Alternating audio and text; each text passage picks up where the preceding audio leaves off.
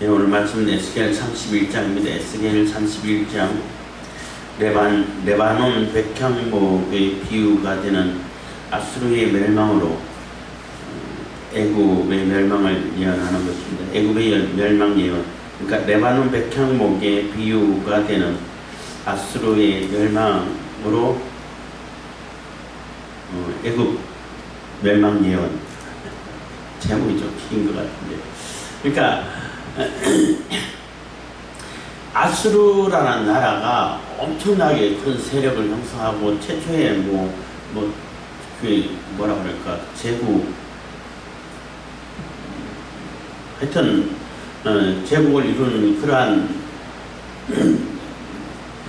그 애국도 그 주변에 있는 나라들을 다 합쳐서 제국은 제국입니다만은 이루는 그러한 명의를 떨치던 그러한 세력의 나라였는데, 그 어마어마한 나라도 교만해서 결국은 다 망하고 하나님께서 멸망시켜 버렸는데, 너희들이 절대 안 망할 거라고 생각하는 그 애국도 아무런 힘 없이 망할 거야, 하나님께서 멸망시킬 거야 하는 얘기가 되는 거죠. 그러니까 절대 안 망할 것 같은 그러한 아수르 제국도 유다를 침공해 와가지고 하나님께서 몰살시켜가지고 그때부터 그 맹위를 떨치던 그 세력이 꺾여버리고 또 몇 년 지나서 결국 망해버렸는데, 바벨론에 의해서 망했어요. 망해버렸는데, 그래서 그 아수르가 맹위를 떨칠 때는 뭐 애국도 함부로 하지 못했던 이런 정도의 나라도 결국 망하는데, 그 애국 내가 안 망하게 할 거냐고, 가만히 내버려 두겠냐고 하나님께서 결국 그들을 멸망시켜서 심판하실 거라고 이렇게 예언하는데, 그 예언이 예루살렘 멸망하기 한 40일 전, 한 달 조금 더 되는 한 달 정도, 요 정도 남겨놓고 이렇게 예언이 임한 거란 얘기인 거예요. 그래서 임박했으니까 너희들 제발 좀 애국을 의지하지 말라는 거죠. 자꾸 사람들은 눈에 보이는 것, 하나님보다는 자기 눈에 보이는 것을 더 의지하고, 그것보다 주먹이 가깝다고 가까이 있는 주먹을 더 무서워하고, 이런 모습인데 그렇게 하지 말아라. 결국 그 애국도 결국 망하니까 애국을 그만 의지해라 하는 그러한 메시지가 들어있는 겁니다. 31장 1절입니다. 제11년 3월 초 1일에 여호와의 말씀이 내게 임하여 가라사대. 그래서 11년이라는 얘기는 그 여호야긴 왕이, 여호야김의 아들 여호야긴 왕이 포로로 잡혀왔고, 에스겔도 그때 같이 포로로 잡혀왔는데, 그 잡혀온 지 이제 11년째 됐다는 얘기인 것입니다. 그 11년 3월 초일이 3월이기 때문에 그 예루살렘이 멸망하기 직전이라고 볼 수 있어요. 한 40일 정도라고 얘기하는데, 40일 정도 있으면은 예루살렘이 완전히 멸망하고 스디기야 왕이 죽고 이런 일이, 끔찍한 일이 벌어진 시기 한 달, 아니 40일 전이라고 보시면 되는 것입니다. 그때 내게 임하여 가라사대, 인자야 2절, 인자야 너는 애국왕 바로와 그 무리에게 이르기를 네 큰 위엄을 누이게 비하랴. 그래서 애국의 멸망을, 그러니까 계속 멸망되기 직전까지 스디기야는 포로로 잡혀서까지 기대했을 수도 있다고 볼 수 있는데, 멸망되는 그날까지 애굽이 와서 구해줄 것이다, 하나님을 의지하지 않고 하나님 말씀 들을 생각은 않고 애굽이 와서 구해줄 것이다 하는 그러한 확신을, 그러한 믿음을 가지고 계속 애굽만 바라보고 있어요. 근데 그 애굽 안 올 거야, 그 애굽도 멸망할 거야, 이렇게 얘기를 하면서 애굽의 심판을 얘기하면서 애굽 왕 바로와 그 무리에게 이르기를 했는데, 그 무리에, 그러니까 애굽의 멸망을 심판하면서 그것을 어디에 비유하냐 하면은 그 레바논 백향목이라는 그런 나무에 비유하면서 아수르 제국을 얘기하고 있는 거예요. 아수르는 그때 이미 멸망했고 힘을 다 이미 바벨론에 의해서 이미 멸망한 상태라고 볼 수 있는 거죠. 그런 상황에서 아수르를 이렇게 비유를 들면서 예를 들면서 애굽도 그렇게 망할 것이라는 것입니다. 그래서 내 큰 위험을 누게 비하랴. 3절 볼지어다 아수르 사람은 가지가 아름답고 그늘은 산림의 그늘 같으며 키가 높고 꼭대기가 구름에 닿은 레바논 백향목이었느니라. 그래서 레바논 백향목이라 그러면은 그 백향목이 가장 이렇게 그 건축 재료는 최고급 건축 재료예요. 그 나무가 그래서 레바논 국기에도 이제 백향목을 이렇게 상징하게 그려 놓을 정도로 굉장히 이게 그게 그 특산물이라 할 수 있고 모든 나라 사람들이 그 백향목 나무로 이렇게 건축 재료로 써서 짓고 싶어하는. 그래서 솔로몬 왕궁이라든지 성전도 레바논에 있는 백향목을 수입해서 다 짓고 건축을 했는데 그만큼 최고급 건축 재료라고 보시면 돼요.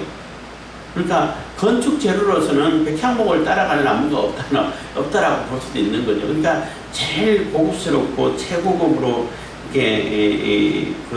귀하게 여김받는 그런 나무가 백향목인데 그 백향목 중에 최고 크고 높고 그 그늘이 풍성하고 이런 나무를 이렇게 아수르에 비유하고 있다는 것입니다.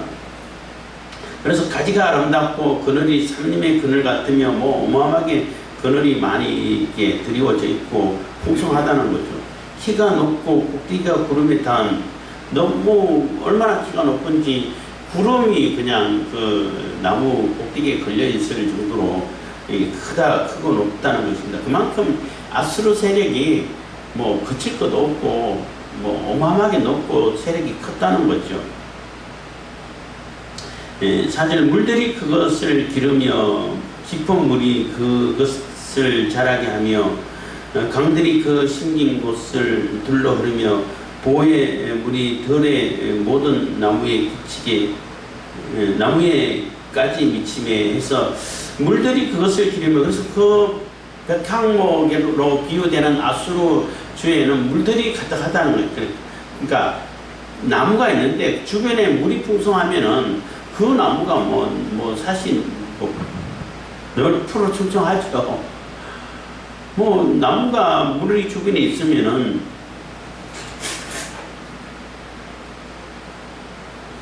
말할 일이 없죠. 그것처럼 물이 풍성하다는 얘기는 주변에 그 세력들이라든지 그런 세력들을 다 아수르가 다 흡수해가지고 완전 제국을 이뤄가지고 부족함이 없다는 것입니다. 그래서 많은 물들은 주로 이제 성경에서 시편에서도 주로 많이 나옵니다만 주로 세력들을 많이 얘기하죠. 대부분의 아주 막강한 세력들이 그것을 이렇게 아수르를 길러갔다는 것입니다. 물이 그것을 자라게 하며 강들이 그 심긴 곳을 둘러 흐르며 그래서 그 주변에 강들이 둘러 흐른다는 얘기는 항상 이렇게 모든 문명의 발전기도 마찬가지고 큰 도시 수도가 될 수 있는 그러한 도시는 다 강을 끼고 있죠. 강을 끼고 있어야 물이 풍성해야 그럼 사람이 사는데 불편함이 없고 또 문명도 이룰 수 있고 하는 것처럼 강들이 그 주변을 둘러 흘렀다는 것입니다. 보의 물이 들의 모든 나무에 미치며 그래서 그러니까 강을 정비를 해가지고 물을 이렇게 치수 사업이라고 할 수 있죠. 보를 만들어 가지고 이 물이 이렇게 막 쭉 흘러가 버려 가지고 가뭄 때 쓰고 해야 되는데 그 얘기하니까 이번에 또 광주나 충청도 이쪽 지역에 굉장히 홍수가 많이 났는데 그 광주 지역은 그 4대강 사업할 때 그때 했어야 돼요. 그 강을 이게 파내고 해가지고 해야 홍수가 안 나는데 그래서 홍수 계속 나는 거고 충청도 지역에는 만들어 놓은 보를 다 해체시켜 버렸어요. 그렇게 난리시켜가지고 그 해체시키니까 홍수가 나는 거지. 그 왜 그런 바보 짓을 왜 하냐고. 다른 데는 안 나잖아. 그러니까 아니 이렇게 많은 게 이해가 되고 근거가 보이고 하는데도 불구하고 보호 없애야 된다 그러고 아직도 그러고 있어요. 어? 이게 그 뭐야 치수사 못할 이게 못하게. 그래서 맨날 물난이 나고 맨날 물에 빠지고 그 4대강 사업한 이후에 그 홍수 피해랑 이전의 홍수 피해랑 비교가 안 될 만큼 크게 차이가 나는데 그런 것도 안 보고 어쨌든 그래서 옛날부터 이게 도시가 발달하려면은 이 물 관리를 잘해야 돼요. 치수 사업을 잘해야 되는데 우리나라는 굉장히 늦은 거죠. 다른 나라에 비해서 일본이라든지 다른 나라에 비해서는 아주 몇백 년 전에 벌써 그런 걸 이렇게 깨우쳐가지고 관리를 해가지고 물을 이렇게 잘 사용할 수 있도록 했는데 여기도 마찬가지로 아수르도 마찬가지로 보호를 만들었다는 얘기는 치수 사업을 했다는 얘기예요. 이렇게 물을 이렇게 조절해가지고 이게 많을 때는 이게 터고 적을 때는 가둬가지고 물을 쓰고 해가지고 이게 물을 잘 활용했다는 얘기가 되는 겁니다. 그것처럼 아수르가 부족함이 없다는 거죠. 아무도 이렇게 아수르를 대항할 그러한 세력이 없었다는 것입니다. 그리고 그 물이라고 하는 그러한 세력을 상징하는 물도 풍성하고 그것을 마음대로 이렇게 조절할 수 있고 이 정도의 능력을 가지고 있었다는 것입니다. 굉장히 오래전에 몇천 년 전에 벌써 치수 사업을 하고 있던 이 나라들이 있는데 대한민국은 몇십 년, 10년인가 20년 그때 이제 사기가 겨우겨우 해가지고 하는 그런 모습 볼 때 참 아쉽습니다. 아쉬운 것이 있습니다만 그래도 그때라도 4대강 사업을 했기 때문에 우리가 지금 홍수 피해를 훨씬 덜 입는 거고 물을 충분히 쓸 수 있게 되는 거고 그래서 광주 그쪽 무슨 강 이름을 잊어버렸습니다만 거기까지 그 강까지 하려고 했는데 막 너무나 때를 심하게 써서 못하게 막아가지고 결국 포기를 했어요. 이명박 정부 때. 그리고 그 충청도 지역에 있는 그 보호 없앨 때 그 농민들까지 나와가지고 없애면 안 된다. 우리 농사 어떻게 지으려고 그러냐 하고 데모했음에도 불구하고 문재인 때 없애버렸잖아요. 다 해체시켜버렸잖아요. 그래서 지금 목소나는 거예요. 어쨌든 하여튼 그때 벌써 그만큼 물의 중요함을 알고 잘 관리를 했다는 거죠. 그렇기 때문에 아수르 제국이 클 수밖에 없고 그 어마어마하게 맹위를 떨치던 그 아수르 제국이 그 당시로서는 사람들이 생각할 때에 저 아수르 제국이 망할 수 있을까 할 정도라는 거죠. 근데 망했다는 거예요. 그것은 다 하나님의 주권 안에 있기 때문에 내가 다 이렇게 살리고 죽이고 한다. 그것처럼 아수르도 망했는데 애국이라고 안 망하겠냐는 겁니다. 발음이 잘 안 돼서. 애국도 망할 수밖에 없다는 거죠. 하나님께서 망하게 하시면 망한다는 거예요. 바벨론도 마찬가지고 로마도 마찬가지고 모든 나라들이 다 마찬가지입니다. 하나님이 심판하시면은 아무것도 아니게 된다는 거죠. 그런데 그 망할 수밖에 없고 하나님께서 심판하시겠다고 하는 그 애굽을 그렇게 오매불만 기다리고 애굽만 쳐다보고 있으니까 하나님께서 당연히 더 심판하시겠죠. 그래서 어쨌든 여기서는 그만큼 아수르 나라가 제국이 물 관리도 잘 해가지고 굉장히 그 세력을 꺾을 수 있는 세력들이 이 세상에는 없을 정도로 강력했다는 것입니다.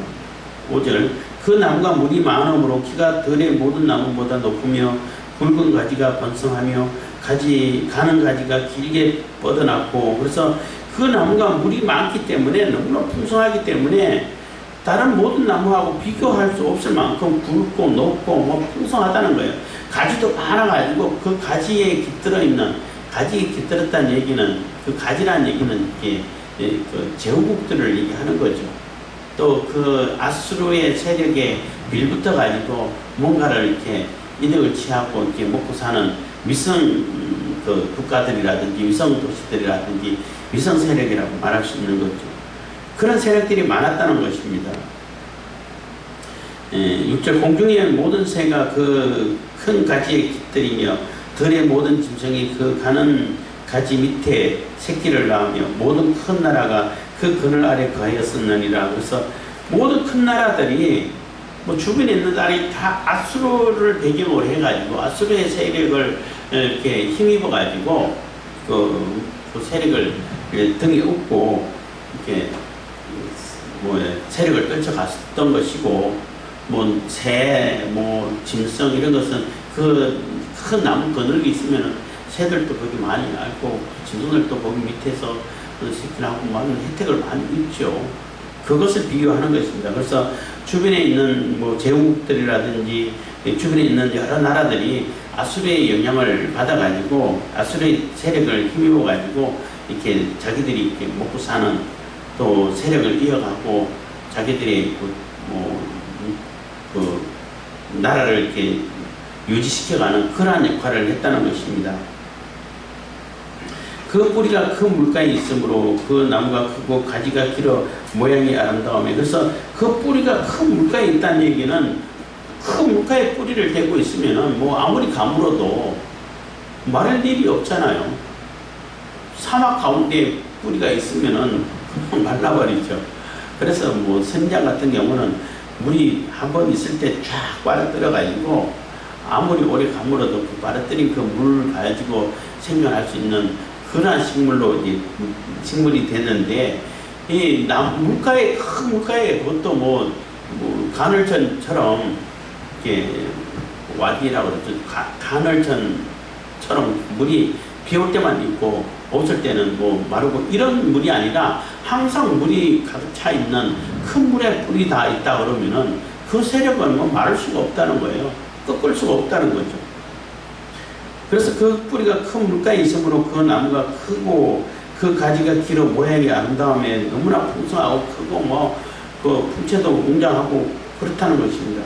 8절 하나님의 동산의 백향목이 능히 그를 거르지 못하며, 그래서 하나님의 동산의 백향목이라고, 하나님께서 에덴 동산을 지으셨는데 거기에 여러 나무들 있고 과일나무도 있었는데 그 나무하고도 비교해봐도 비교가 안 될 정도로 크다는 거예요.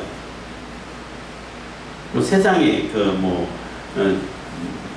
사업하는 자들, 뭐 능력 있는 자들이 뭐 인간적으로 비교한다면 훨씬 더 크죠.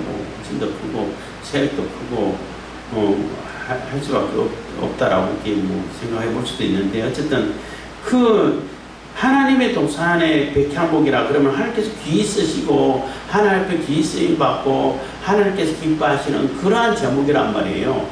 그런 제목하고도 비교할 수 없을 정도로 크고 대단하다는 것입니다. 대단하다는 것입니다. 가리우지 못하며 잣나무가 그 굵은 가지만 못하며 단풍나무, 잣나무는 이렇게 잣나무도 똑같이 백향목과 같은 비슷한 제목이라고 할 수 있는데 거기는 또 이렇게 먹을 수 있는 이게 그 씨가 잣나무가 잣이 열리고 해서 많은 사람들이 또 유익도 주고 하는 거죠. 그래서 그 나무도 이게 따라가지 못하고, 단풍나무는 굉장히 화려함의 나무 중에 단풍나무가 단풍나무 가지고 제목도 쓰고 악기도 만들고 합니다만은 굵으면은, 근데 단풍나무 하면 인상이 예쁘다고 생각이 많이 들잖아요. 그 화려함을 얘기하는 거예요. 그래서 다른 어떠한 나무의 화려함보다도 이 백향목, 아수르를 상징하는 그 백향목이 훨씬 더 아름다웠다는 것입니다.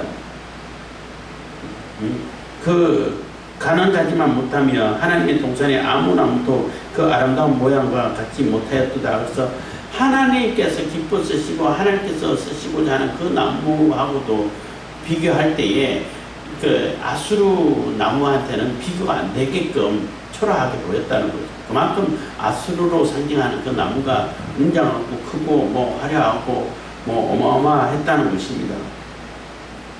9절 내가 그 가지로 많게하여 모양이 아름답게 하였더니 하나님의 동산 에덴에 있는 모든 나무가 다 투기하였느니라. 그래서 그 풍성하고 크게 만들어준 것도 다 하나님의 섭리로 인해서 만들어줬다는 거죠. 하나님께서 허락하셨고 또 하나님께서 허락하신 그 가운데 그렇게 크게 됐다는 것이지 자기 스스로 그렇게 된 건 아니라는 겁니다. 그래서 아수르를 그렇게 크게 해주고 풍성하고 위엄있게 해주고 아름답게 하고 화려하게 만들어주고 뭐 이렇게 하다 보니까 그 하나님의 동산에 있는 하나님의 동산 에덴에 있는 모든 나무가 다 투기하였느니라 한 얘기는 하나님은 왜 우리는 쟤네들 많고 크게 안 해주시고 이렇게 초라하게 만들어 주셨습니까? 그래서 쓰는 거는 하나님의 동산에 있는 에덴, 하나님의 동산 에덴에 있는 나무를 쓰시죠. 하나님께서 기뻐 쓰시고 보시는 거죠. 그래서 이 세상적으로 비교할 때는 비교가 안 될 만큼 어마어마하고 크고 대단했다는 것입니다. 그러니까 에덴에 있는 모든 나무가 투기할 정도로 10절입니다. 그러므로 나 주 여호와가 말하노라. 그의 키가 높고 꼭대기가 구름에 닿아서 높이 빼어났으므로 마음이 교만하였은즉 그렇기 때문에 교만했다는 거예요. 그래서 잘 될 때 이게 교만하면은 멸망으로 가는 지름길이 되는 겁니다. 그래서 뭐 종종 얘기합니다만은 내게 많은 것이 주어졌을 때에 내게 많은 것이 주어졌을 때 그 많은 것으로 인해 가지고 교만하게 되면은 차라리 많은 것이 안 주어지만도 못하게 되는 거예요. 그래서 내게 많은 것이 주어졌음에도 불구하고 겸손할 줄 알고 또 하나님께서 기뻐하시는 모습으로 내 모든 것을 사용할 줄 아는 그러한 자가 최고 복된 자고 지혜로운 자고 현명한 자가 되는 거예요. 돈 많고 권력이 많으면은 그 돈 많은 걸 가지고 하나님께서 기뻐하시는 일에 돈을 쓸 줄 알고 그 돈지랄이라고 하는 표현을 사람들이 종종 쓰는데 그 돈 때문에 교만해가지고 그러면 망하게 돼 있어요. 추하게 돼 있고. 근데 그러지 않고 진짜 돈 많은 사람들은 뭐 돈 있다는 표시를 안 하고 다닌다고 그래요. 국제정세 얘기 그런 얘기 듣고 듣다 보면은 진짜 돈 많은 조 단위로 가지고 있는 심지어는 달러를 조 단위로 가지고 있는 이러한 사람들은 옷도 그냥 고통스러움하게 입고 돈 있는 거 표시 전혀 안 된다고 그래요. 돈 있다고 표시하는 자들은 벼락부자가 된 사람 없다가 갑자기 몇백만 원도 없던 사람이 갑자기 몇억이 몇십억이 있으면은 이렇게 교만해서 그런데 그런 사람들에게서는 푼돈도 안 되죠. 하여튼 어쨌든 그래서 많은 것이 주어졌을 때 권력도 마찬가지로 내게 권력이 주어졌을 때 그 권력으로 인해 가지고 교만할 것이 아니라 하나님께서 이 권력을 내게 주셨으면은 그 권력을 하나님께서 기뻐하시는 대로 써야 되는 거예요. 그 약한 자를 보호하고 나라를 지키고 안정케 하고 또 이 나라가 진정 하나님께서 기뻐하신 나라로 만들어가고 내가 그 권력을 이용해 가지고 내 욕심을 차릴 것이 아니라 내 세력을 세울 것이 아니라 진정 이 국민들이 정치 걱정 안 하고 또 생업에 집중할 수 있도록 이렇게 만들어가야 하는 것이 국가 권력인데 지금은 뭔가 잘못돼 가고 있다라고 볼 수밖에 없는 거예요. 어쨌든 그래서 내게 뭔가가 주어지면은 내게 뭔가 능력이 있고 힘이 있고 권력이 있다 그러면은 계속 교만으로 달려가는 것이 인간의 이 본성인 것 같아요. 결국 그래서 교만했다는 것입니다. 교만했기 때문에 하나님의 심판을 받게 된다는 거죠.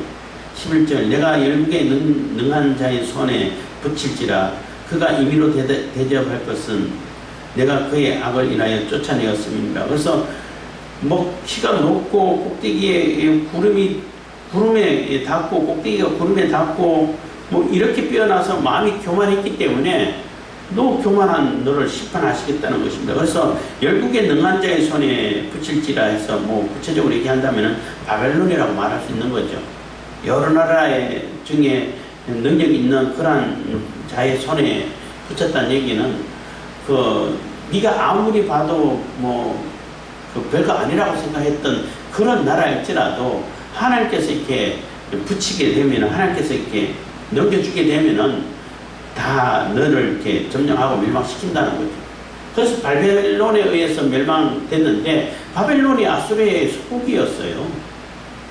식민지였고 속국으로 있다가 어느 날 바벨론이 이렇게 유능한 지도자가 세워지게 되면은 유능하게 되죠. 느부갓네살 아버지가 조금 세력을 확장시켰고 느부갓네살 왕이 완전히 전 세계를 집어삼켜버리는 그런 일을 만든 거죠. 그것도 다 하나님께서 허락하셨기 때문에 된 겁니다. 그래서 그 능한 자의 손에 붙일지라 그가 임의로 대접할 것은, 임의로 대접했다는 얘기는 하찮게 대했다는 얘기인 거예요. 대단하게 대하지 않고 다른 사람들은 어마어마하게 대하고 그 앞에 굽신굽신하지만은 이 능한 손을 가진 바벨론은 그냥 일반 보통 사람처럼, 보통 국가처럼 함부로 대했다는 거예요. 그래서 점령해가지고 멸망시켜버렸다는 거죠. 그래서 임의로 대접할 것은 내가 그의 악을 인하여 쫓아내었습니다. 그래서 그 아수르의 악으로 인해가지고, 교만으로 인해가지고 다 쫓아냈다는 것입니다. 멸망시켰다는 거죠.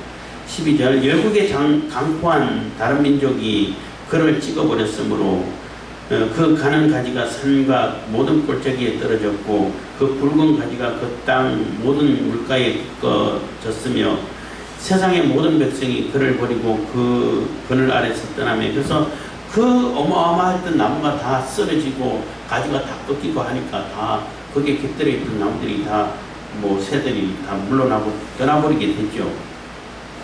13절, 공중의 모든 새가 그 넘어진 나무에 거하며 들의 모든 짐승이 그 가지에 있으리니. 그래서 다 이렇게 넘어질 때는 떠났다가 이제 다시 공중의 새가 그 가지에 오는 것은, 짐승들이 다시 오는 것은 이제는 그 나무를 이렇게 뜯어먹기 위해서 오는 거예요.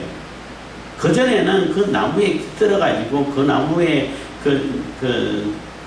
큰 세력으로 인해가지고 주는 그것을 통해가지고 혜택을 얻어가지고 거기에 빌붙어서 살려고 오는 것이고, 그러니까 세상 인심이 참 야박하다고 볼 수밖에 없어요. 좀 전까지만 해도 아수르의 혜택을 받고 아수르를 등에 입고 아수르가 최고라고 생각하고 그렇게 막 행세를 하다가 아수르가 멸망하니까 언제 그랬냐는 듯이 돌변해가지고 그 아수르를 다 집어삼키고 뜯어먹는데 역할을 한다는 거예요. 그래서 공중의 모든 새가 그 넘어진 나무에 거한다는 얘기는 이제 나무에 깃들려고 온 게 아니라 넘어진 나무에 뜯어먹을 거 있나 싶어서 달라들어서 뜯어먹고 있는다는 얘기가 되는 거죠. 들의 모든 짐승이 그 가지에 있으리니 이는 14절, 이는 물가에 있는 모든 나무로 키가 높다고 교만치 못하게 하며 그 꼭대기로 구름에 닿지 못하게 하며 또 물대임을 받는 능한 자로 스스로 높아 서지 못하게 함이니 그들을 다 죽는 데 붙여서 인생 중 구덩이로 내려가는 자와 함께 지하로 내려가게 하였음이니라. 해서 그렇게 그 아수르를 너무 떨어버리고 다 꺾어버리고 그 주변에 있는 새들이 있는 나라들이 다 아수르를 오히려 뜯어먹고 점령하고 하게 만든 것은 교만하지 못하게 하기 위한 것이라는 거예요. 아무리 물이 풍성하고 물가에 나고대하고 키가 높고 해도 교만하지 말라는 거예요. 한계를 지어가지고 더 이상 크지 말라는 거예요. 그러니까 내가 구름에 닿았으니까 내 키가 하늘에 닿았어. 내가 하늘이야. 내가 하나님이야. 이런 어리석은 짓 하지 말라는 거예요. 그렇게 교만하게 되면은 하나님께서는 다 그것을 너무 떨어버리고 뽑아버리고 한다는 것입니다. 그래서 아수르가 넘어지는 것을 보고 제발 좀 교만하지 말아라. 이런 교훈을 삼아야 되는데, 교훈을 받아야 되는데 그 교훈을 받지를 못하죠. 자기가 권력 잡으면은 자기는 영원할 거라고 생각하고 또 이렇게 행세를 하지만은 바벨론도 마찬가지로 얼마 못 가서 망해버렸죠. 그래서 구덩이로 내려가는 자와 함께 지하로 내려가게 하였음이니라. 그래서 지하로 내려갔던 얘기는 멸망으로 내려갔다, 무덤으로 내려갔다, 죽음으로 내려갔다, 이렇게 이해를 하시면 되는 것입니다. 그래서 멸망했다는 것입니다. 15절 나 주 여호와가 말하노라. 그가 음부에 내려가던 날에 내가 그를 위하여 애곡하게 하며 깊은 바다를 덮으며 모든 강을 쉬게 하며 큰 물을 그치게 하고 레바논으로 그를 위하여 애곡하게 하며 들의 모든 나무로 그로 인하여 세잔하게 하였느니라 해서, 그래서 그 넘어지고 아수르가 멸망하는 그러한 때에 내려가던 날에 내가 그를 위하여 애곡하게 했다는 얘기는 애가를 지어서 뭐 주변의 나라들이 슬프게 만들고 슬픈 노래를 지어서 애곡하게 했다는 얘기는 교훈을 삼아라는 얘기인 거죠. 잊어버리지 말라는 거죠. 아수르도 멸망하는구나 라는 교훈을 받으라는 것입니다. 그래서 깊은 바다를 덮고 모든 강을 쉬게 하고 큰 물을 거치게 하고 이 깊은 바다, 모든 강, 큰 물, 어마어마한 세력들을 상징한다고 하는 거잖아요. 어마어마한 세력들을 얘기하는 것인데 그 세력들을 다 하나님께서 꺾어버리고 막아버리고 할 수 있다는 거예요. 하나님은 거치게 하고 레바논으로 그를 위하여 애고하게 하며 들의 모든 나무로 그로 인하여 세장케 하였느니라. 그래서 모든 나무도, 들의 모든 나무도 다 시들게 만들어버리고 할 수 있는 분은 하나님이시라는 거죠. 하나님께서 그렇게 하신다는 거예요. 교만하게 되면은. 16절 내가 그로 구덩이에 내려가는 자와 함께 음부에 떨어뜨리던 때에 열국으로 그 떨어지는 소리를 인하여 진동하게 하였고 물대임을 받은 에덴의 모든 나무 곧 레바논에 뛰어나고 아름다운 나무들로 지하에서 위로를 받게 하였느니라. 그래서 내가 그로 구덩이에 내려가는 자와 함께 음부에 떨어뜨리던 때에, 그래서 그 아수르가 멸망하던 때에 이렇게 생각하시면 돼요. 열국으로 그 떨어지는 소리로 인하여 진동하게 하였고, 그래서 아수르가 멸망하는 걸 보고 주변에 있는 나라들이 다 와, 아수르도 망하네, 아수르도 멸망하네, 하나님께서는 저 어마어마한 세력이라 할지라도 그냥 한 번에 꺾어버리시는구나, 이런 것을 깨닫게 하게 된다는 것입니다. 그만큼 두려워하게 됐다는 거죠. 물대임을 받은 에덴의 모든 나무 곧 레바논에 뛰어나고 아름다운 나무들로 지하에서 위로를 받게 하였느니라. 그래서 요게 좀 설명하기가 좀 애매할 수도 있는데, 그 물대임을 받고 하나님의 그 은혜를 받고 또 늘 물대임 받아 하나님의 주시는 힘으로 공급하는 능력으로 이렇게 살던 그런 나무들, 그 하나님의 백성들이라고 말할 수도 있죠. 하나님께서 택한 족속이라고 말할 수 있고, 굳이 얘기한다면은 이스라엘과 유다를 얘기할 수 있는데, 특히 이제 이스라엘을 얘기할 수 있는 거죠. 이스라엘이 아수르에 의해서 망해버렸잖아요.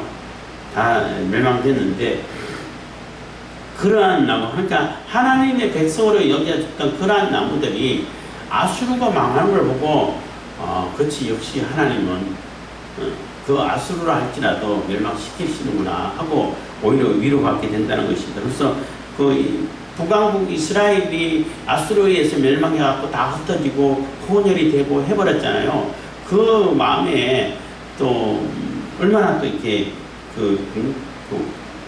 좀 마음의 상처가 크겠냐는 거죠. 그래서 저 아수르는 절대 망할 수 없나 보다 이렇게 생각했는데, 그 아수르도 망하는 걸 보고 위로를 받게 된다는 것입니다. 17절 그러나 그들도 그와 함께 음부에 내려 칼에 사륙을 당한 자에게 이르렀나니, 그래서 그들도 그와 함께 나기는 아수르를 얘기하는 거예요. 그와 함께 음부에 내려 칼에 사륙을 당한 자에게 이르렀나니, 그래서 칼에 사륙을 당한 자에게 이르렀다는 얘기는 아수르도 칼에 사륙을 당해가지고 그 죽음의 세계로 내려갔다는 얘기죠. 그래서 아수르의 칼에 의해 가지고 먼저 내려가 있던 자들, 이렇게 이해를 하시면 됩니다. 당한 자에게 이르렀나니 그들은 옛적에 그의 발휘된 자요 열국 중에서 그 그늘 아래 가던 자니라. 그래서 그 열국정에 그 뭐 아수르에 의해 가지고 아수르의 속국으로 있고 또 아수르를 위해 가지고 또 애쓰고 하고 그렇게 하다가 또 아수르 마음에 안 들어서 또 멸망당하고 이랬던 자들인데 그런 자들도 다 결국은 한 곳에 죽음의 세계에 다 한 곳에 모이게 됐다는 것입니다. 다 모여가지고 아 너도 망했구나 너도 있었구나 뭐 이렇게 서로 안부를 물어본다 해야 되나요? 그래서 결국은 다 아수르가 멸망시켰던 나라들 또 똑같은 모습으로 아수르도 똑같이 멸망하게 되고 그래서 다 한 곳에 모여가지고 다 멸망했다는 것을 이렇게 서로 확인하게 되는 이런 모습을 이렇게 그려볼 수 있는 거예요. 그런 모습을 얘기하면서 18절은 이게 애굽에 대해서 얘기하는 거예요. 18절 너희의 영화와 광대함이 에덴 모든 나무 중에 어떤 것과 같은 거 그러나 네가 에덴 나무와 함께 지하에 내려갈 것이요 거기 할례 받지 못하고 칼에 사륙당한 자 중에 누우리라. 이들은 바로와 그 모든 군대니라.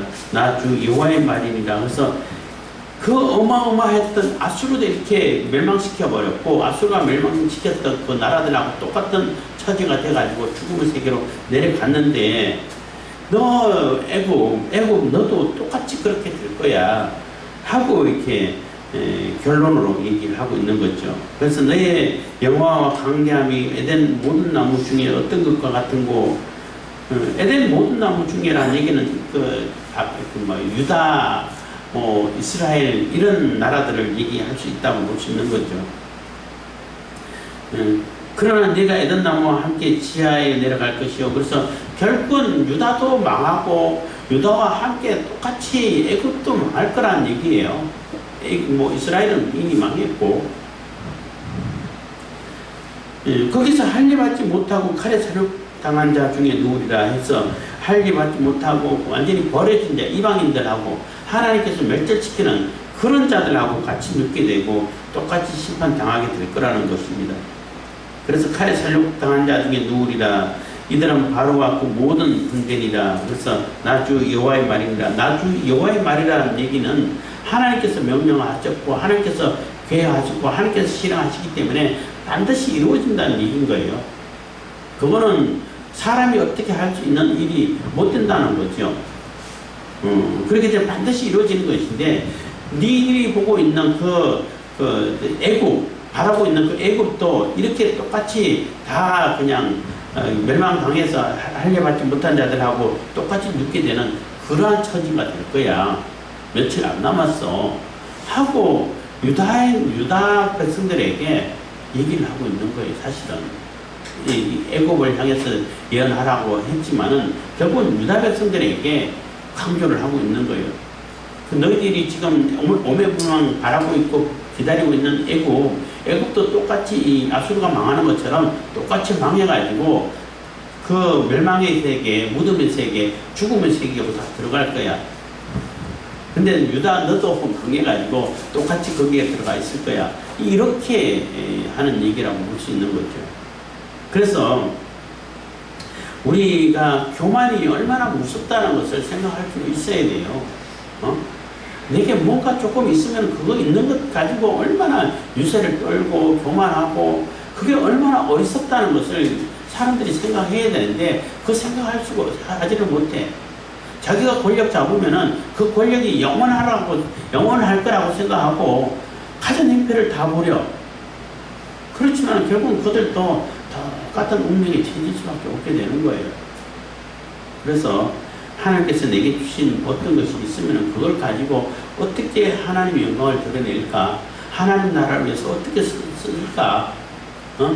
내가 있는 것 가지고 어떻게 쓰여서 하나님 나라, 그 나라와 그 의를 구할까? 이것을 고민을 해야 되는 것이지, 내가 하나님을 이용해가지고 또 교회를 이용해서 종교를 이용해가지고 어떻게 하면 내 욕심을 채울까? 내 정치적인 목적을 이룰까? 이거는 하나님의 심판감인 거예요. 그 앞뒤 순서가 바뀐 것인데 그 천국과 지옥의 차이인 거예요.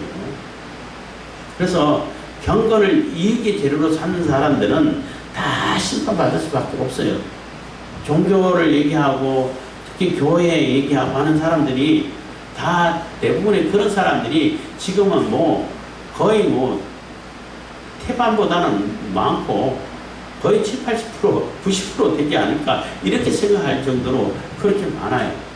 근데 그런 자들은 다 심판의 대상인 겁니다.